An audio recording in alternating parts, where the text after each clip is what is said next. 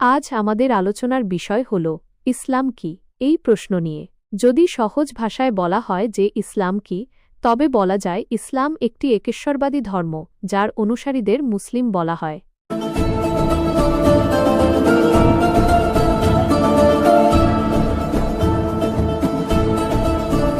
ইসলাম আরবি শব্দ, যার অর্থ আল্লাহর কাছে আত্মসমর্পণ বা শান্তি। মুসলিমরা বিশ্বাস করেন যে আল্লাহ এক ও অদ্বিতীয় এবং মহাবিশ্বের সৃষ্টিকর্তা। ইসলামের মূল বিশ্বাসগুলো হল: ১. আল্লাহতে বিশ্বাস, আল্লাহ এক এবং তার কোনো শরিক নেই। ফেরেশতাদের প্রতি বিশ্বাস, ফেরেশতারা আল্লাহর দূত এবং তার আদেশ পালন করেন। আল্লাহর প্রেরিত কিতাবসমূহের প্রতি বিশ্বাস।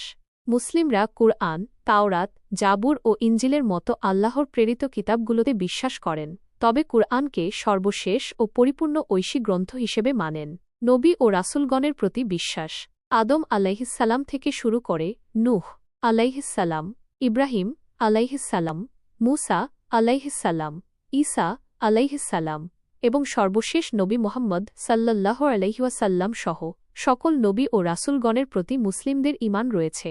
কিয়ামত ও আখিরাতের প্রতি বিশ্বাস।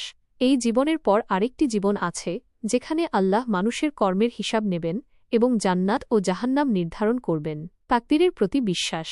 ভালো ও মন্দ যা কিছু ঘটে, সবই আল্লাহর ইচ্ছানুসারেই ঘটে। ইসলামের স্তম্ভ। ঈমানের সাক্ষ্য। এই সাক্ষ্য দেওয়া যে আল্লাহ ছাড়া আর কোনো মাবুদ নেই এবং মুহাম্মদ সাল্লাল্লাহু আলাইহি ওয়াসাল্লাম আল্লাহর রাসূল। নামাজ। প্রতিদিন ৫ ওয়াক্ত নির্দিষ্ট সময়ে আল্লাহর ইবাদত করা। যাকাত। যাদের সামর্থ্য আছে তাদের সম্পদের একটি নির্দিষ্ট অংশ দরিদ্র ও অভাবীদের মধ্যে দান করা। রোজা। রমজান মাসে সূর্যোদয় থেকে সূর্যাস্ত পর্যন্ত পানাহার ও অন্যান্য জাগতিক ভোগ থেকে বিরত থাকা। হজ।